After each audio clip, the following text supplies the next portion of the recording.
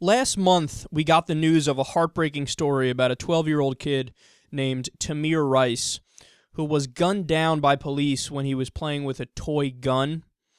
Now, in the 9/11 call, the person made clear that he thought the gun might be fake. He said it multiple times.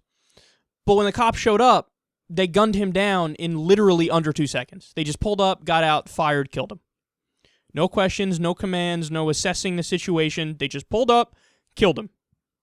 Well, The Guardian now has a report out on Timothy Lohman, the officer who killed Tamir Rice, and it's infuriating. They say, quote, prior to coming to work for the Cleveland Police Department, Lohman had been ruled unfit for duty after an emotional meltdown on the job that involved a live weapon.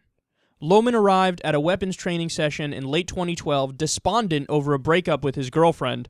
Lohman reportedly became distracted, weepy, and incommunicative with superior officers during a live firing exercise. Deputy Chief Jim Pollock described Lohman's actions and demeanor in a police report in 2012.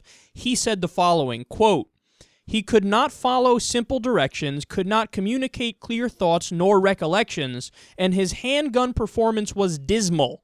He was just not mentally prepared to be doing firearm training. When superior officers intervened and attempted to calm him, Lohman continued with his emotional meltdown to a point where he had to be escorted from the live fire area. Due to this dangerous loss of composure during live range training and his inability to manage this personal stress, I do not believe Lohman shows the maturity needed to work in our employment. For these reasons, I am recommending he be released from the employment of the City of Independence. I do not believe time nor training will be able to change or correct these deficiencies. So there you have it. You have a situation that was crystal clear. You have a police officer who was mentally unfit to do the job. There were warnings that he was mentally unfit to do the job.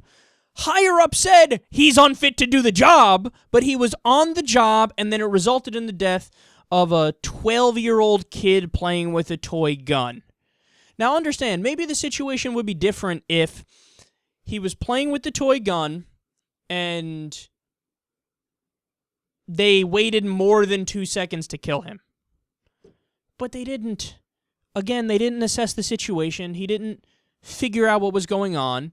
He just pulled up and killed him. And also, might I add, that it was caught on a security camera, and the security camera proved that the original story of the cops was totally made up.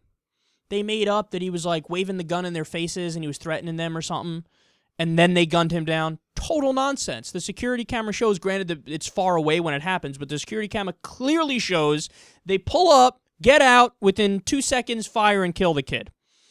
And this officer was responsible for it. This officer pulled the trigger, and this officer was mentally unfit to be on the job, and now it resulted in this. This is totally unacceptable. This is totally unacceptable in every way, shape, and form. All these different police departments around the country need to commit themselves to respecting their position. You have a very serious position, a very serious job to do. You're supposed to serve the public. And when you have people serving in these positions that are not mentally capable and fit to do it, you're putting everybody at risk.